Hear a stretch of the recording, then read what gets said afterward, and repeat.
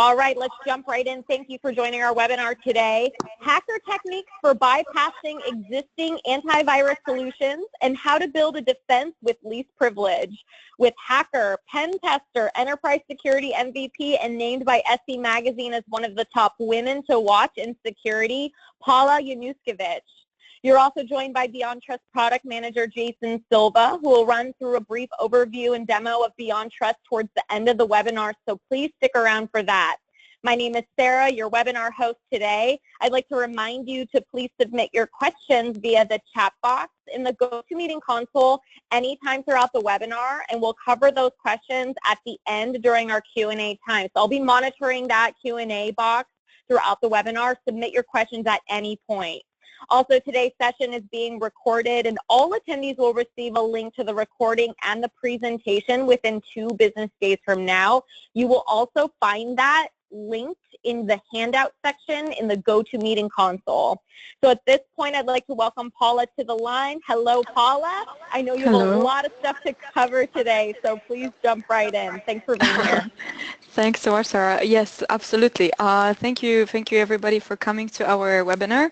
Well, since you already know we've got a lot of subjects to be discussed, no time to lose, and let's get started. So we are talking today about different types of techniques for bypassing the existing antivirus solutions and what that's going to be about. So a couple of words regarding intro. If you already know me, fantastic. If no, then a little bit of an introduction. I am the person who technically who established a company called Secure. Right now we've got 4 locations in New York, Dubai, Warsaw, and Switzerland, and I'm a penetration tester, having access to the source code of Windows and also speaking at the various conferences. I like to talk about what we do, so hopefully you're gonna have a little bit of an energy from the 2 days webinar too. And if you are interested about the little warm-up before that, you can always try the quiz. You don't need to register. This is just fun. We like fun. And this is a 25 questions to answer about security, and we are always interested how you're going to do. The average for now is 13, so hopefully you're going to beat that. So regarding the subject today, we are talking, of course, about the antivirus scenarios. So how we are able to defend ourselves from antivirus being disabled, change, bypass, and so on, and how, from the hacker's perspective, we are able to perform these operations. So at the very beginning, we have to mention a couple of things. That the time where, of course, antivirus was popular and so on is already over, or maybe not that much over. It's still up there, but the meaning of antivirus is definitely less important as it used to be in the past. The reason for that, it's quite straightforward, and that is because we've got right now different types of other threats, not necessarily being recognized by antivirus. For example, it could be a malicious PowerShell script, even that has been written yesterday, or it could be some software that has been compiled yesterday and we don't know what's that. And this is something that not always antivirus is able to cope with.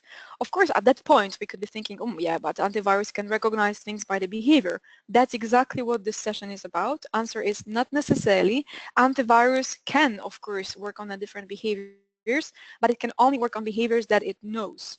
So if we have programmed things in a certain way, we've got a certain database of patterns, then we are able to recognize that was indeed something known. But if no, then let's see what happens. So at the very beginning, we have to ask ourselves the question, can antivirus be actually stopped? Yeah. So what kind of options do we have in general in the industry if it's about antivirus? So this is something that I wanted to start with. It's a very lightweight start. If you like SDDL, then it's perfect. I love SDDL. So let's get here. So what do we have over here? It's a list of services. I got here a bunch of different services. I'm going to sort them by the description. It will be easier for me to find what I need. And I got over here a service that it's called McAfee. There's absolutely no suggestion whatsoever, of course, what this is all about. I'm going to start the console as an administrator. And there is a reason for that, because I'm going to be playing with the security settings of the service. So this particular service is starting. And yes, okay, let me reveal a little bit of a secret. this is, of course, about what you might think about. It's just an example.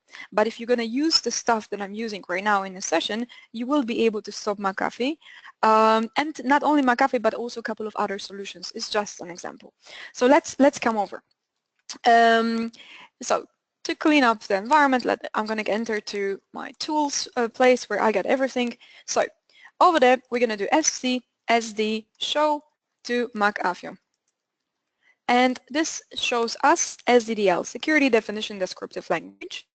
And we're able to see over here different types of permissions, who has what, who can do what to the service. Obviously, D stands for deny, A would be allow, this first D stands for discretionary access control list, and these things here, the longer things, we've got, this is a set of permissions. Yeah, so we've got WP as D, so W means stop the service, and this is pretty much what we need.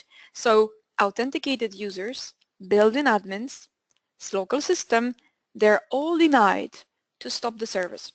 Is it indeed like that? We can check out. We can start psexec SID, cmd.exe, because local system account hypothetically can do everything. And then at that moment, I can do net stop McAfee. Here we go. And as you see, access is denied. Of course, we all know that it's just a message that's supposed to raise the bar in security, nothing else. Is there a way to change it? Of course, and this is what we're going to do. So at that certain moment, here we go, let's clean up the console. I'm going to dump in the CQ tools the configuration of McAfee into stdl.txt. Let's do it this way. And let's open it for having fun with the edit. So we've got this one. We're going to turn off the word wrapping just for comfort. And then we're going to say like, system is denied to write property, which means stop the service. So let's change it to allow. What about authenticated users? That's also the case. So let's change it to allow. Okay, we've got this. So Control A, Control C. And then in the local system console, we're going to do sc sd set McAfee, and then paste, and then we get this. So now question is, can I stop the service? Yeah, let's find out. Net stop McAfee, we couldn't before, and right now, as you can see, we can. So this is how you are able to stop the antivirus, and when I refresh it, then we get it. McAfee, of course, it depends on the version and so on, consists of a couple of processes, a couple of services. So you need to do the same thing for all of those. Yeah, so this is the SDDL. It's really that, I mean, obviously when you get permissions to do that, local system will be able to do it. There is no magic, yeah? This access is denied, don't be bothered with that, because it is because of the SDDL. That's the whole beauty of the SDDL. You might be wondering, should we know SDDL? But yeah, absolutely. This is a security language, and we assign permissions with it to different types of objects. So SDDL is very useful in analysis, auditing, assigning permissions on the large scale. Okay, now different case. Stop Me If You Can. It's a very interesting service because, as you see, this is just stop me. It's all grayed out. This is pretty much how McAfee also looks like when we don't have permissions to it. So here it's like I cannot stop it. I cannot start it. Yeah. So what's the case? Is it the same? Well, not really. That's basically what I want to show you. I want to show you the difference. Here's another service. It's called Stop Me, and this Stop Me, let's query it. Stop Me. It's not stoppable, not pausable, but it accepts shutdown. Yeah. Good for us, but not stoppable, not pausable. What does it mean? It means that developer who was writing that particular service, simply speaking, does not service that particular functionality. Yes, so it's not built in within the service. So I cannot do that. There is no way I'm able to call for this particular functionality. So this is also one of the solutions. Of course, we can try to kill the process. Yeah? On the other hand, we can get information on the process termination that access is denied because process has been protected. Yeah, but if you connect the debugger to operating system and you start performing a debug, then you can always obviously start an antivirus. So my point over here is that antivirus, it's not like a bastion that we cannot get to. It's just a piece of software that is using a little bit better techniques, mechanisms to secure yourself from being stopped rather than different software, but it's not unstoppable, it's not unbreakable, it's not uncheatable. So we cannot, of course, rely on antivirus / anti-malware solutions. If user has appropriate privileges, aka permissions in this case, to be able to stop that kind of services. Okay, so this is a little bit of introduction, warm-up for our session for today. Okay, so techniques for malware discovery. We've got techniques that are signature-based and behavior-based. This is what we've been talking about. Interesting thing, because this is something that we all might know about, is that we've got something that is called IMP hash. And IMP hash, this is basically import hash. It's a list of imports that certain executable library, for example, uses. So whenever we've got an executable, then it requires different types of functionalities to operate, and that is something that is characteristic for different types of malware and malware patterns. So if, for example, we've got a teenager, yeah, and he does some kind of a Stack Overflow programming and is able to write software in 5 minutes, it's probably because he uses some kind of a patterns. It's going to be a different executable, so we could be worried that our code execution prevention or our antivirus will not be able to recognize it. Yes, it will be if our antiviruses were relying on IMP hash. Yet another interesting case. Behavior-based, well, obviously if we are writing a lot of times on a disk and so on, if we're trying to connect somewhere, if we're trying to load some kind of a library, so this is more exploit prevention, so load library, creating remote threats and so on, these kind of situations can be spotted. Yeah, so this is not, there is nothing magical over there. Not though when we design our own behavior. So behavior that our antivirus has never seen before. Then we are able to cheat on it, but this is basically where we are getting to it. So whenever we are thinking about these evasion techniques used by malware, so how we are able to play, well, there are different types of techniques used by different people. For example, we've got, and let's start from the easy part, different types of packers and encryptors and wrappers, and this is kind of like from 90s, a little bit old school, but not that old.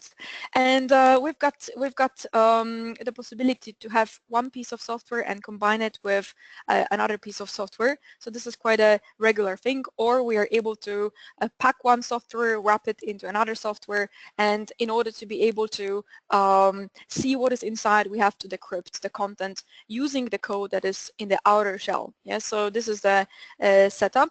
There was something that was called IceFog. It's a kind of a well-known malware. It was commonly wrapped with a legitimate looking Clean My Mac app. And this is something that was used to target, for example, OS X users. And on a Windows platform, we've got things like Onion Duke and so on. And this is, for example, that has been used with legitimate Adobe installers, and it was shared over Tor networks to infect different types of machines. So when we download a software from torrents and so on, then this is kind of what we can expect. Of course, we've got different ways of hiding ourselves, things like obfuscation. Yes, so there are a couple of tools, couple of ways of doing this. That's not what we are talking about. This is more like if we want to analyze malware, but in general, if we want to try to hide our malware from antivirus, that is something that we could have a look at. Okay, so let's have a look at one of the tools that is called Hyperion, and this is a pretty funny tool, and there's a reason for that. Whenever we have a Hyperion, here we go. Okay, here we go. Let me get into this one. Let me get this, check out, Hyperion folder. Okay, very good. And then we've got Hyperion.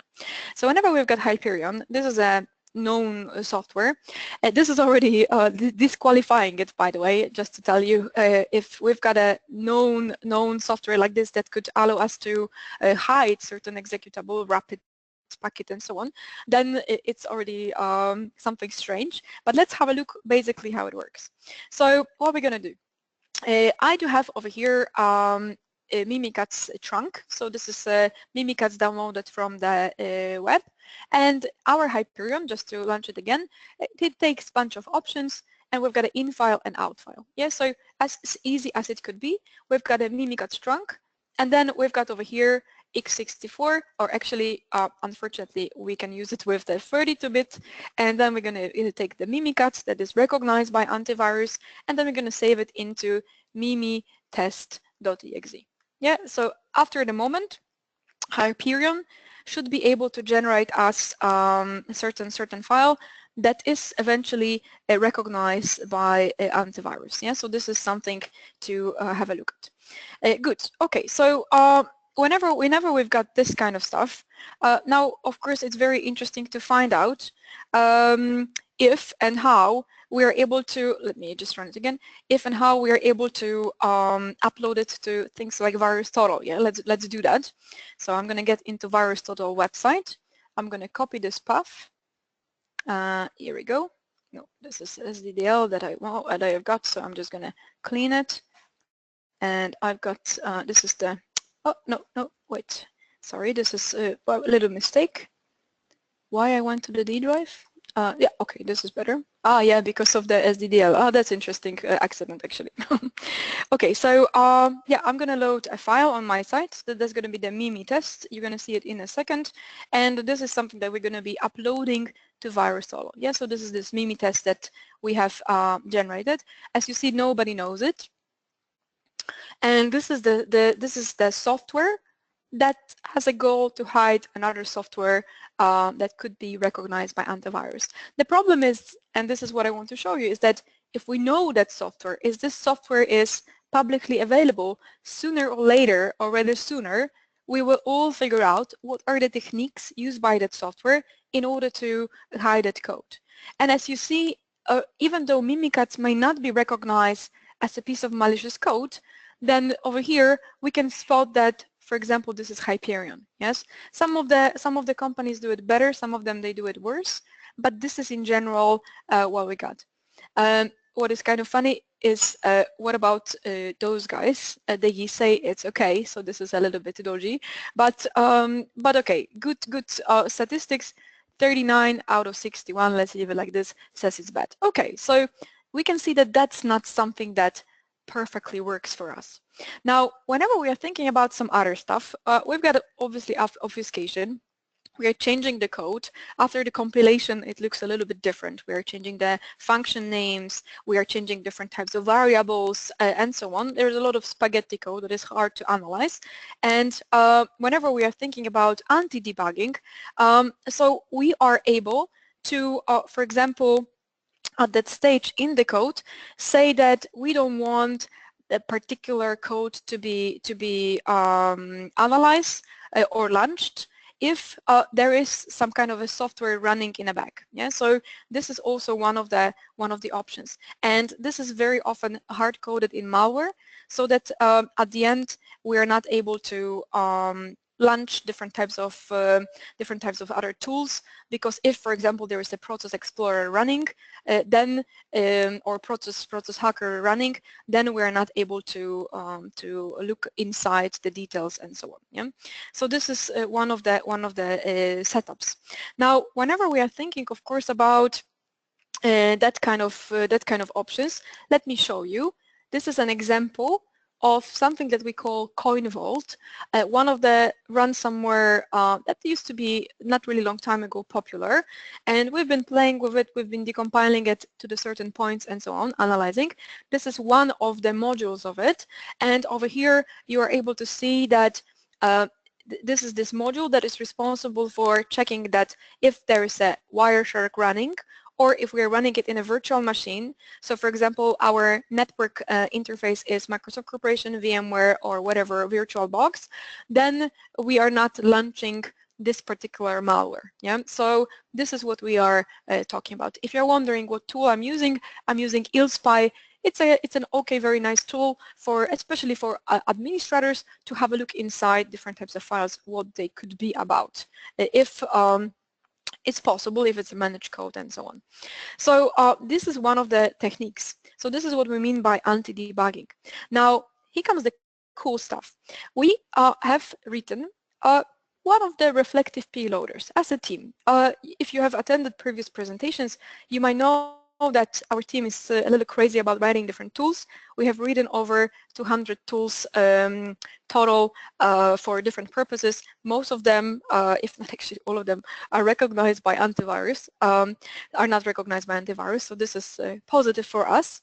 Now, when we are thinking about this reflective payloader, what does it do? Well, we are using the reflection technique, and we are loading to the memory encrypted code. We are decrypting it over there, and we use the dynamic loading, and so the code in the memory, it's loaded and executed dynamically, so that antivirus doesn't, well, one thing, it doesn't know the patterns, but at the same time, behavior, it's done and generated dynamically within the memory. Yeah, so this is the case. The reflection technique is one of the popular techniques, not that easy though, to evade antivirus. Now, interesting fact is that if you, this is what helps us, if you specify that you would like the during the compilation the parameters for the x64, so the 64-bit platform, then the detection ratio also decreases. Okay, let's have a look. So what we're going to do. For that, we're going to use CQ Reflective Payloader. This is the tool. And CQ Reflective Payloader, it's very easy. We just have to specify the executable over here. Yeah. So Mimikatz trunk, let's do it again. And then we've got x64, and then we've got Mimikatz, enter, and it generates us 3D something something. If you are wondering if this is actually working, yeah, because that's also quite important at the end, let me launch it so that you can see that it is. Yeah, so we do quite a nice job, I think, in that area. Okay, so we've got this. Now, 3D F77, this is something that I will need to upload into VirusTotal. So I'm going to do that. And we're going to find out how this technique, reflection technique, affects the discovery by the antivirus. So I'm getting to the area right now, and then this is 3D and so on. So I'm loading this file. So I get a 3D F77 and so on. Let me scan it. As you see, it's being uploaded. It's unknown. Nobody knows this file before. Nobody has seen it because it's just generated. And the question is, can we hide Mimikatz from antivirus? And I can tell you from practice, because we do a lot of pen tests as a team. We use our own tools for pen tests, and our Mimikatz can just execute without any problems. To be sincere, I'm not worried about antivirus during the pen test. That's kind of my point over there. Okay, so let's have a look. Well, unless, of course, you've got Icarus or Invisa, but these are like, question is it by accident or is it for real? Icarus, quite a nice job, but Avas is there by accident, and AVG is there by accident. Asset, and it's not any advertising or anything, it actually managed to discover it. Okay, so nice. What about the rest? The rest is fine, yeah? So 5 out of 60 says it's wrong. So this is basically the working reflection technique in order to bypass anti-malware antivirus. What's the solution for that? Answer to that is actually quite straightforward. Code execution prevention and exploitation prevention solutions. So if you were blocking executables that we don't know, then basically we'll be all fine, and this will never execute. Okay, good. So we've got that. Now the next question is, how about the discovery? So in the operating system, we've got Sysmon, yes? And is there a way we're able to discover things? Absolutely, we're going to be getting there. But before we jump to this, I would like to show you one more interesting thing. This is something that in the whole techniques we can call targeting. So whenever we've got, and let me get there first, targeting, that means that we are targeting certain part of software. Yeah, so malware, in order to execute, will leverage a fact that you've got running debugger in your machine, or it will leverage the fact that you've got not up-to-date Firefox, and someone knows that about your company, and they know about your update policy, and they know that you are not doing this regularly, so they're gonna target you on purpose just because of that. So this is the stuff. Now, whenever we are thinking about this, there's a very interesting thing that I wanted to show you. This is more selective, and the reason why I'm saying this is because not everybody obviously has a debugger, but by that example, I would like to demonstrate you what do I mean. So in the operating system, when we install our Windows kits, when we install debugging tools for Windows, so to say, we've got the debugger, which is called cdb.exe. Yeah, so this is the command line debugger. We are able to debug certain types of software, and during the debugging activity, we are able to inject certain piece of code that will execute within that software. And that is pretty amazing. This is how you are able, for example, to bypass code execution prevention solutions, things like AppLocker and so on. So for real, we're going to be running certain piece of code, but because we are debugging it, then we are able to put our own piece of code, and we're going to run it within the working process. So this is how it works. And at the end, what happened? There is a character map that opened. Yes, so this is what I've got inside this file that I was injecting into debugging process. Yeah, so let me actually show you this maybe again, because that will be a little bit more interesting if I show you this in the processes, so that you can actually see that indeed there is a car map that goes out and it's created. Okay, good. So I think this will do. We got it over there. Yeah. So let's do it, and let's launch it again up. And here we go. Punk. And this is the car map that just was been created, because this is the piece of code that I am injecting in the process during the debugging procedure. Okay. Now we might be, of course, wondering what is in this file then. Yes. So let's have a look. Notepad. Okay. And then this is the setup. So this is the sample, basically, where we are putting the code during the whole debugging process. Yeah. Okay. So this is how, as well, we are able to cheat on antivirus, because antivirus, like, okay, it's Notepad, it's all right, and this is what we load also dynamically. Okay. What about the other stuff? Well, we've got, of course, as I mentioned, in operating system, Sysmon, yes, and Sysmon is not a built-in tool.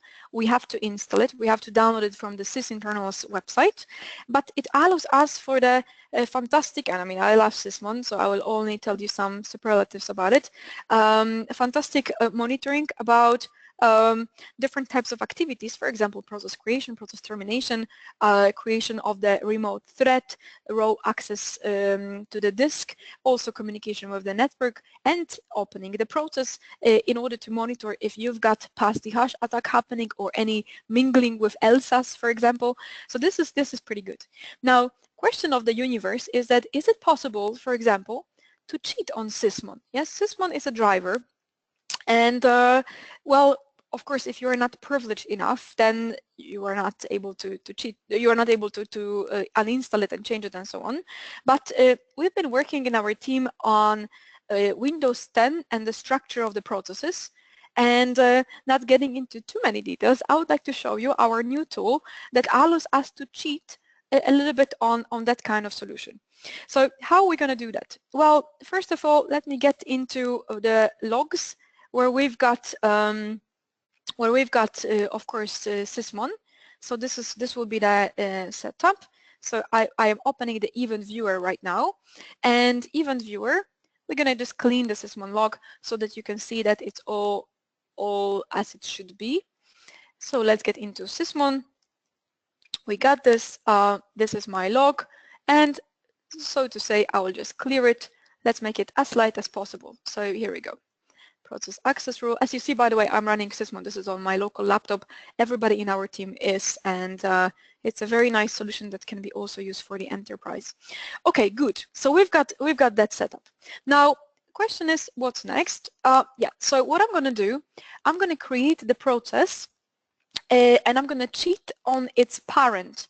So I'm going to choose a parent process from the list. I think we can maybe even start process hacker for that purpose. Let me do that. And we're going to choose which one should be my parent today. This is quite an interesting privilege that we don't have every day, but in the operating system, apparently we have. So this is the stuff. Okay, so which one it should be? So it could be something that is our stuff. Could be. Let's pick something stable. Yeah, it could be ILSPY. Why not? I want ILSPY to be my parent. Let's get ILSPY sorted so that we can find it. We can find it on the list. Here we go. This is our ILSPY here, and as we see, ILSPY doesn't have any children.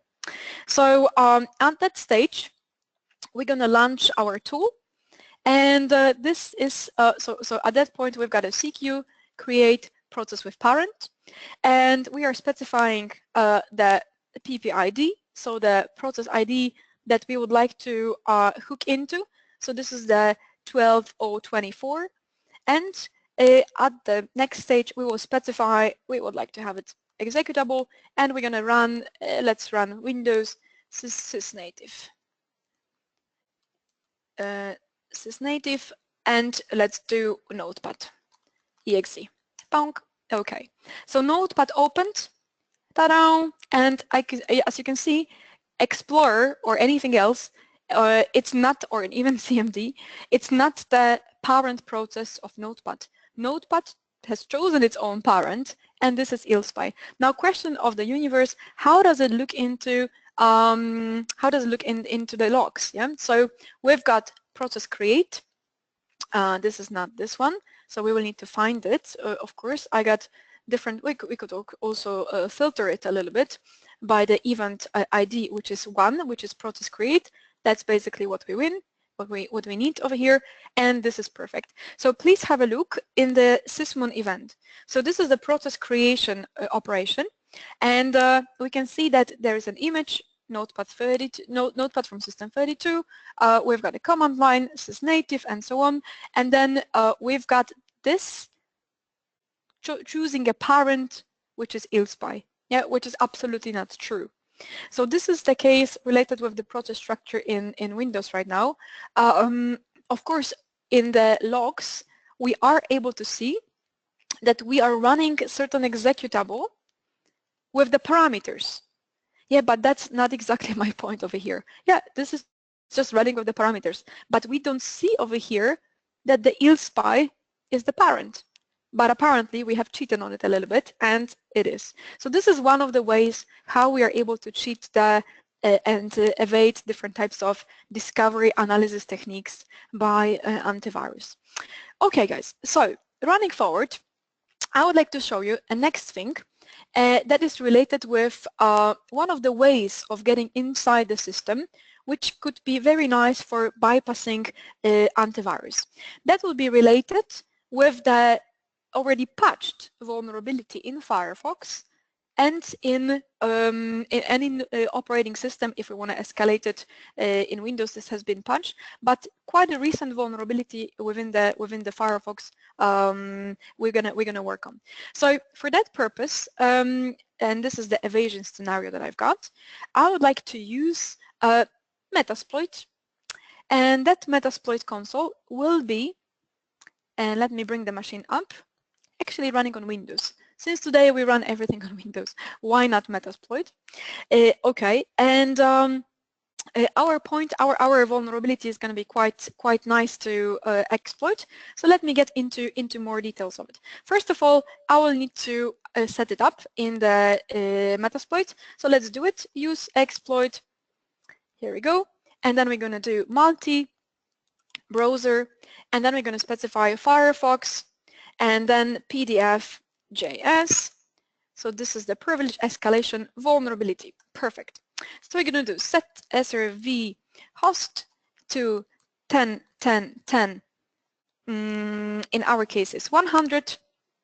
So we've got this one, and we're going to specify set payload and we're going to specify Firefox, here we go, and then it's going to be shell reverse, oh, here we go, Firefox, no, Firefox, oh, here we go, shell reverse TCP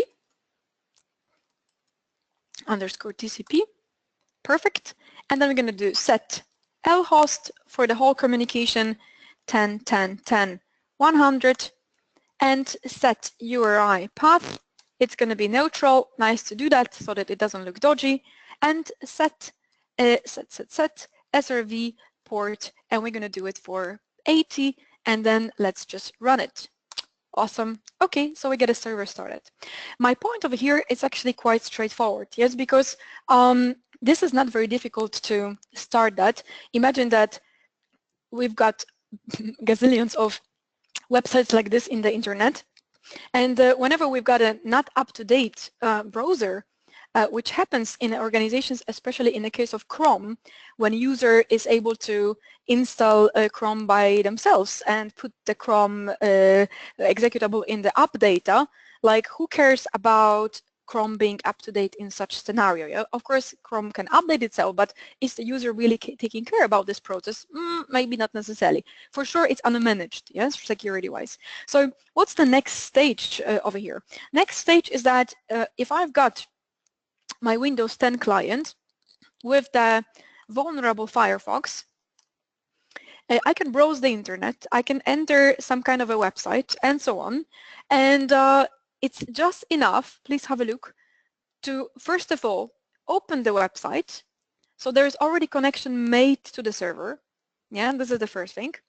Second, it's just enough to click, and that is more than enough to perform and move further within the attack. Yeah, so if we do this, if we click inside somewhere, then basically the exploit is about to be executed. Yeah, so this is the stage. I will just try to enter it one more time. Here we go, and then we've got the whole situation. Yeah, so we've got sending the exploit, and then question is, of course, what's gonna happen next. So this is the flow. Now, whenever we are thinking about this kind of operations, yes, so this is purely a situation where we've got exploitation techniques in action. Then, well, what could help it? Yes, so antivirus will not be really the one that can help it. What would be the one to help it? Oh, here we go. This is fine, or we can just try it one more time. It's the anti-exploit solutions. Yeah, so for some reason it's not opening it. Okay, whatever. It should be all fine actually. We should be already fine in opening that kind of stuff. But regardless, of course, we can see that there is a session being established. Yeah, so sending an exploit, and if the browser is not up to date, then we should be able to get some kind of access. So this is one of the ways how we're able to do it. Oh, finally, yes. Oof, I was waiting for that moment. So we've got a command shell session opened. Let me check. Yeah. Okay. Oh, yeah. Yes. No. So we've got this one. Now, question is, of course, what's next? Yes. So we can get into different types of sessions. So let's find out. Here we go. Yeah, and we've got the one session open. Sessions -i sessions not sessions -i, and then we choose the first one, and then of course we are starting the interaction with this. Yeah. So I'm just wondering, there should be already, yes, lovely interaction host name with the host. Yeah. So it really depends who we are.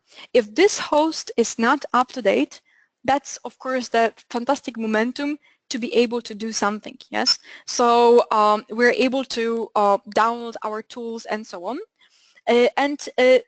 My favorite way to actually download different types of tools over here is to, at that certain stage, use the conversion to base 64. So you use PowerShell, but you convert it to base 64 to avoid any kind of inconveniences and so on. Yeah. So this is the case. Now, whenever we are thinking, of course, about getting there and how do we do that and so on, I have already downloaded this tool, but if you wonder how you should do it, it's a PowerShell encoded command, and then this is the place where you put the encoded base 64, invoke web request, URI, and you give an access to whatever you want to download, out file, and that's it. Yeah, so you convert it to base 64 string. This one I already did. It's going to just take some time. We can talk about it during different webinar maybe. But if, for example, we get into this place, I would like to execute, so ctemp, I should have here cqcut. This is the our secure version of the netcut. It's not recognized by Antivirus 2. We're using also the reflection technique over here. And I'm going to connect, as we could guess, to 100 on a port 888. I'm already listening on this port, executing cmd.exe. So simple thing.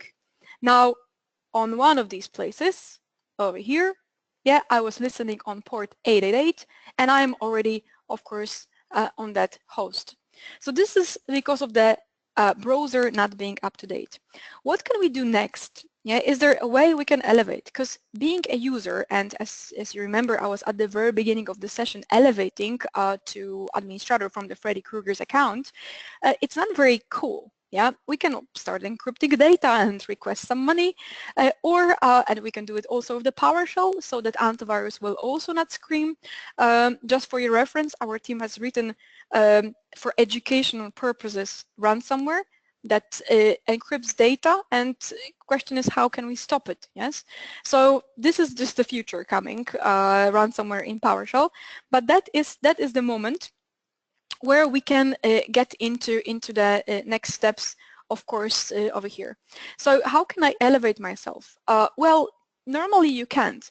If there is some kind of a vulnerability in the operating system and it's not patched, then you can, of course. There has been a very nice vulnerability last year, which allows, it was a problem with handling of handles, which allows us to escalate into the local system.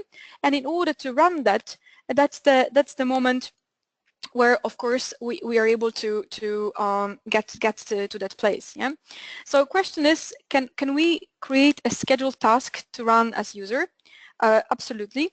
One of the things, temp, yeah, and dir, I have already here downloaded one script, session 1. Yes. So again, PowerShell base 64. We are able to use this one. Yeah. Now, what would be the next step? Well, here, as simple as it is, let's create a scheduled task and execute the script. So we can do time/t to verify at what time we will be acting. So we've got a 10:46 a.m. Very good. So at that certain point, we're going to create a scheduled task that will execute at 10:48, for example, and then we will be almost home. So this will be the case. Let me. Actually, I have it already, so I'm just gonna paste it. Here we go. Yeah, and force it on 10:48. This is good, and we are waiting over here for the connection back to us because we are waiting on one of the consoles. So this will be one of these. Yes. So hopefully everything will be fine. We can. This is a test one. We can always run it, try to execute it, and so on.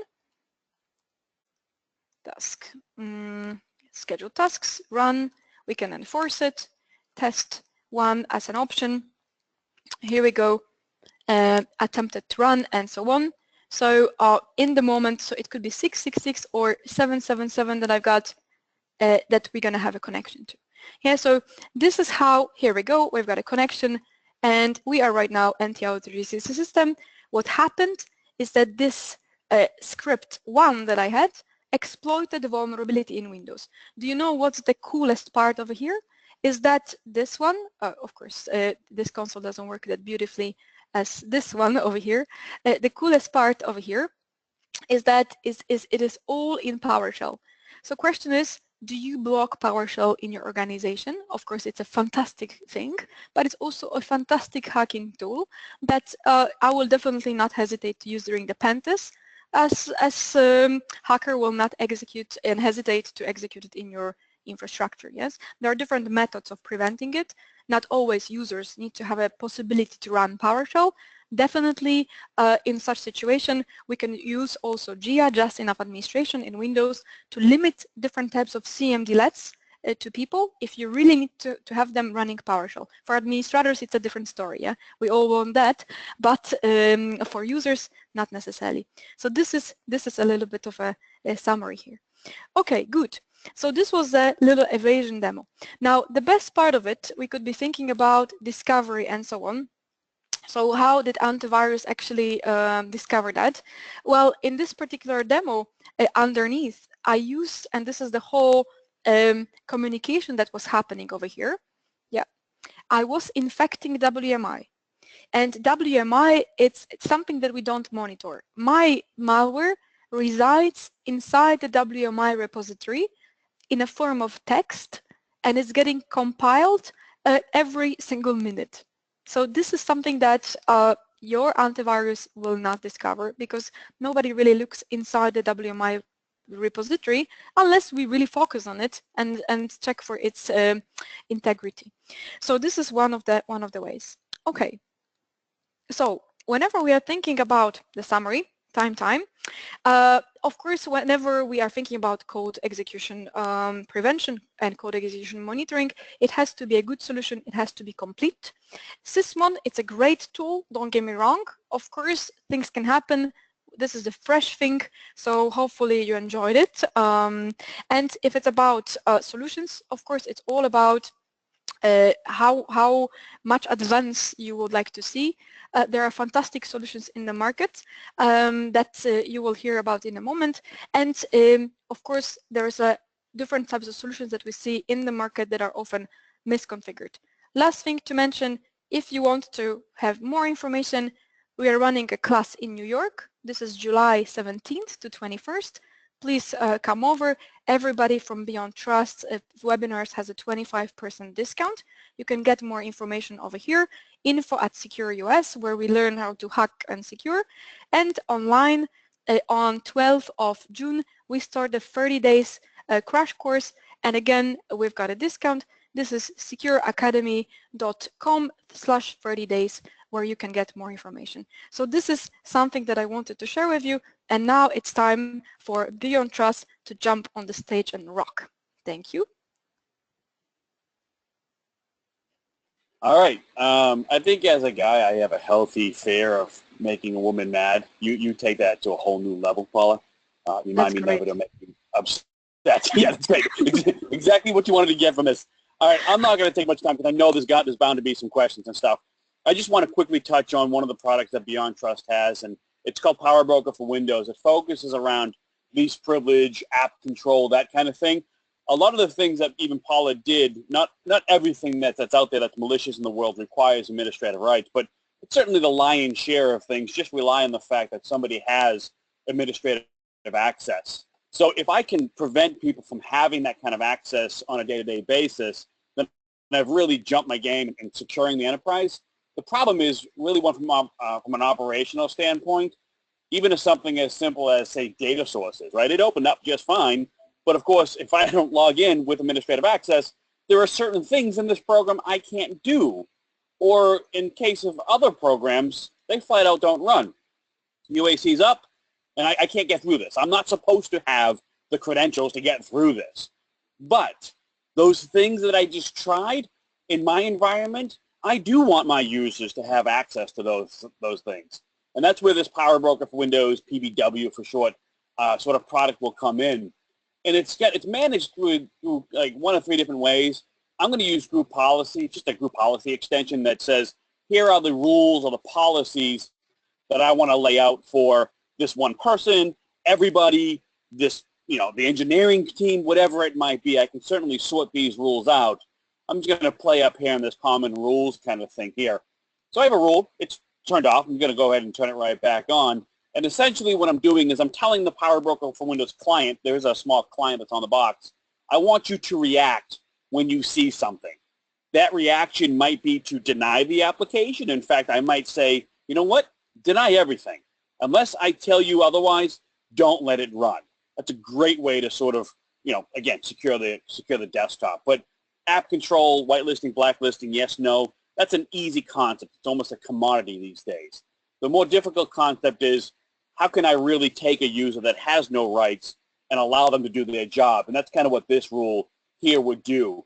It's set up as a publisher rule, but I can do a hash rule, path rule. I like publish rules, sort of the best of what we have here. And when it triggers, when I run this application, I want to provide rights to the app, not to the user, right? So essentially, the application has a security token. I want to go in and take what's there now and maybe give it a little bit more. It doesn't have to be administrators. I'm just using that here as an example.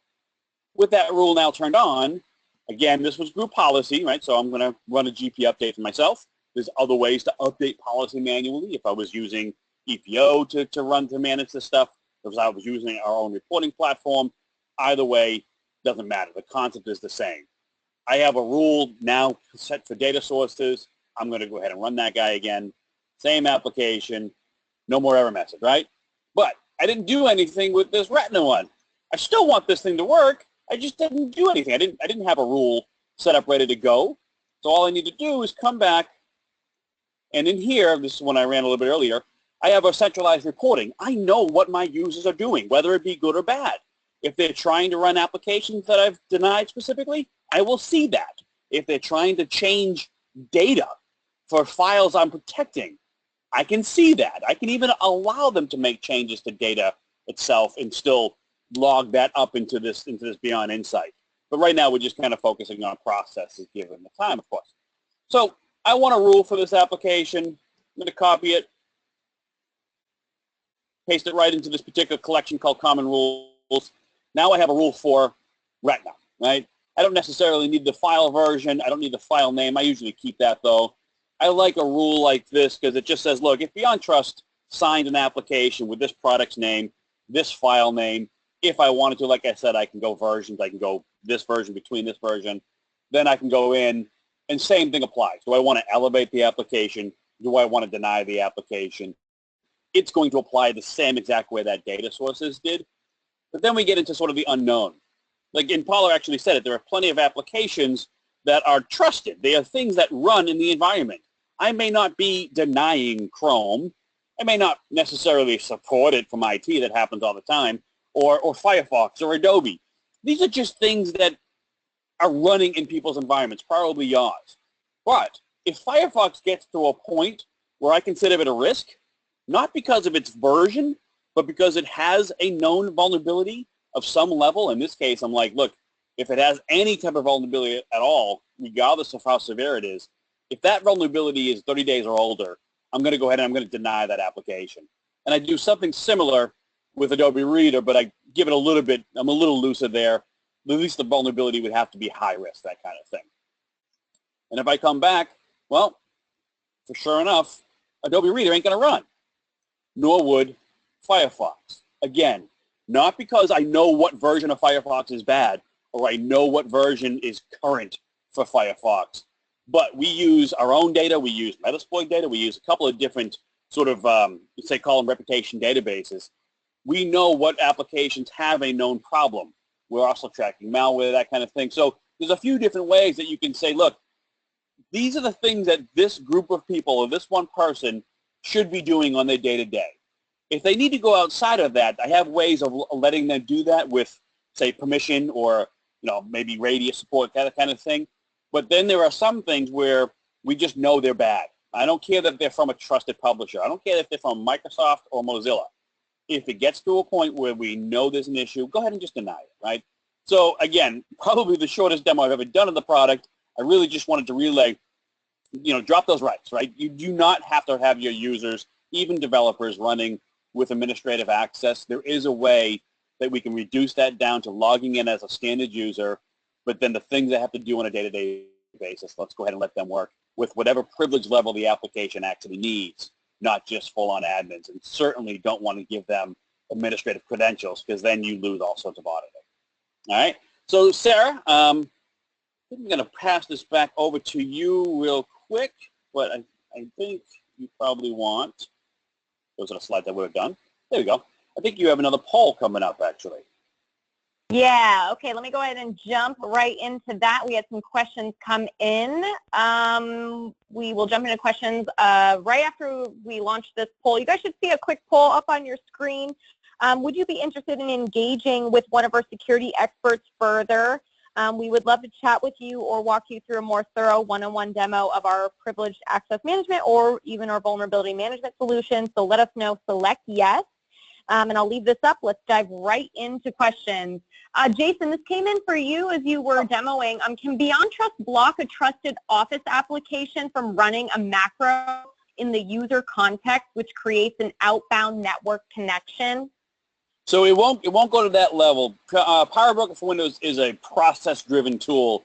So the process in that case is going to be Word. Like a macro isn't always its own process. For that, but I would definitely set your Office apps to only allow signed macros to run in the first place. That'll help you a lot.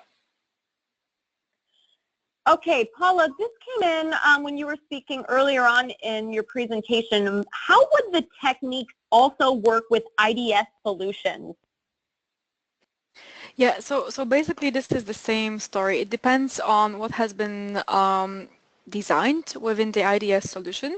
These are all these techniques that we are using in the anti-malware, antivirus, anti-exploitation solution. So, well, if you are discovering the executable that is unknown, then yes, you will definitely discover our tools. Yes, if you're gonna block it, then we will not be able to run particular types of attacks. Yes, so this is the flow.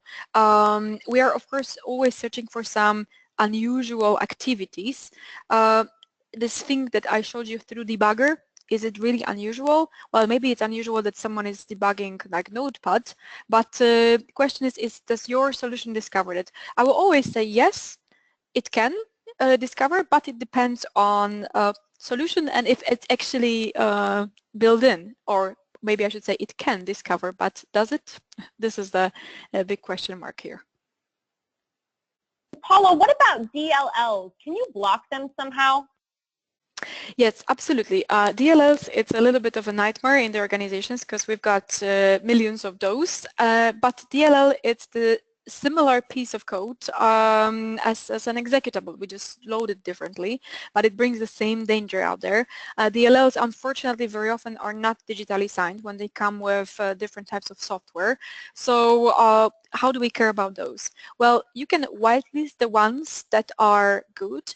Of course, it's a lot of work, but there are different types of solutions out there. Microsoft offers also different options that allow you to list DLLs that are out there that, for example, are not digitally signed, and you create a list at the end, and you rely on this list when you are creating the rules to whitelist the ones that you know. Yeah, so you don't need to know everything as long as you say that yes, in this folder there is this 1,000 DLLs that's good. You whitelist those, and the rest is just blocked. So there are solutions that are allowing you to do that, and it's more and more popular out there because when executable was a threat, and we all know that, then time for ransomware writers to switch to something else. All right, guys, we have gone over the hour limit, so I want to be cognizant of everybody's time. I did receive a couple of questions asking about the recording and the slides. The slides are provided to you right now via the handout section in the GoToMeeting console, but you will also be receiving a follow-up email within 2 business days from now. It will include the slides plus the recording, so you'll have everything all in one email packaged up for you, and you can view later or share with your colleagues who were not able to attend live today. So be on the lookout for that follow-up. It will come from communications@beyondtrust.com. A huge, huge thanks to Paula and Jason. You guys rocked it. You got a lot of information in an hour. We really appreciate your time. And to everybody who attended live, thank you guys for being here today, participating, engaging, and asking questions. Everybody have a wonderful rest of your day and your week. We will see you at the next webinar. Take care, everybody, and goodbye.